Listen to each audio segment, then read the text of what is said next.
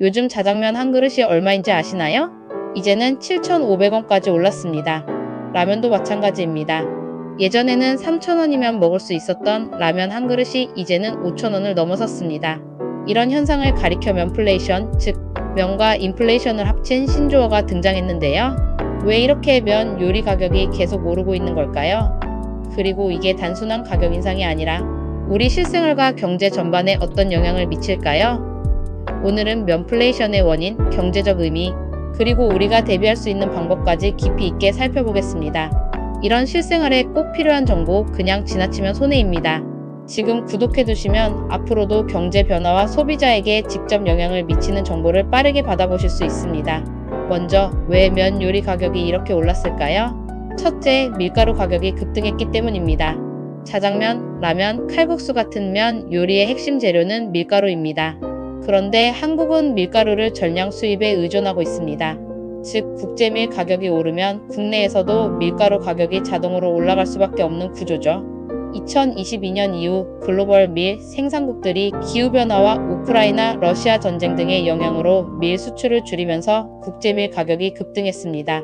특히 세계 최대 밀 생산국 중 하나인 러시아가 수출 제한을 걸면서 밀가루 가격이 더욱 오르는 상황이 발생한 겁니다. 둘째, 외식업계의 인건비와 원자재 가격 상승이 겹쳤기 때문입니다.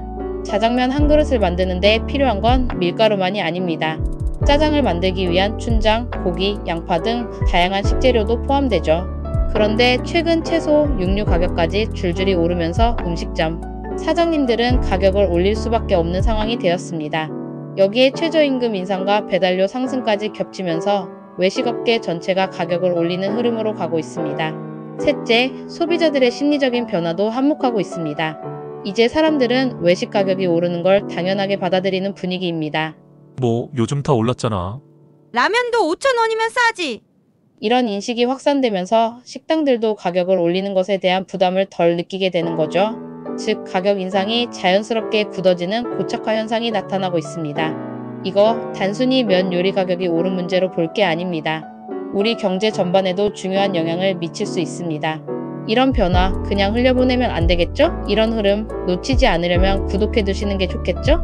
그렇다면 면플레이션이 지속되면 우리 실생활에는 어떤 변화가 생길까요? 첫째, 외식비 부담이 커지면서 소비 패턴이 바뀔 가능성이 큽니다. 라면, 자장면 같은 저렴한 음식도 가격이 계속 오르면 사람들은 점점 외식을 줄이고 집에서 직접 요리하는 빈도가 늘어날 가능성이 높습니다. 둘째, 외식 물가가 전반적으로 계속 오를 가능성이 큽니다. 밀가루 가격이 오르면 단순히 면 요리뿐만 아니라 피자, 빵, 케이크 같은 모든 밀가루 기반 음식 가격이 올라갑니다. 이렇게 되면 외식 물가 자체가 상승하면서 소비자들의 경제적 부담이 더욱 커질 수밖에 없습니다. 셋째, 저소득층일수록 더 큰 타격을 받을 수 있습니다. 라면 같은 저가형 식품은 경제적으로 어려운 계층에서 많이 소비하는 품목입니다. 그런데 이런 필수 식품 가격이 오르면 저소득층의 식비 부담이 더 커질 수밖에 없습니다. 그럼 여기서 중요한 질문이 하나 나옵니다. 우리는 이 상황에서 어떻게 대비해야 할까요? 첫째, 가정 내 식비 지출을 전략적으로 조절할 필요가 있습니다. 가격이 오르는 품목을 피하기보다는 장기 보관이 가능한 식재료를 미리 구매하는 방식으로 대응할 수 있습니다. 예를 들어 밀가루 가격이 오를 가능성이 높다면 미리 일정량을 구매해 두고 사용하는 것도 방법이 될 수 있습니다. 둘째, 할인 마켓과 대체 식품을 적극 활용해야 합니다. 최근 대형마트나 온라인 쇼핑몰에서는 PB 제품을 활용한 저렴한 밀가루나 라면 제품을 내놓고 있습니다. 이런 제품을 활용하면 가격 부담을 줄일 수 있습니다. 셋째, 외식비 지출을 조절하고 대체 음식을 고려할 필요가 있습니다. 면 요리 대신 상대적으로 가격이 덜 오른 식품을 선택하는 것도 하나의 방법입니다. 예를 들어 감자나 고구마 같은 곡물류는 비교적 가격 변동이 적기 때문에 탄수화물 섭취원을 다양화하는 전략도 고려해 볼 수 있습니다. 결국 면플레이션 현상은 단순히 라면, 자장면 가격이 오르는 문제가 아닙니다. 우리 경제와 소비 패턴, 그리고 생활 전반에 영향을 미치는 중요한 신호일 수 있습니다. 이런 실생활에 꼭 필요한 경제 정보 그냥 지나치면 안 됩니다.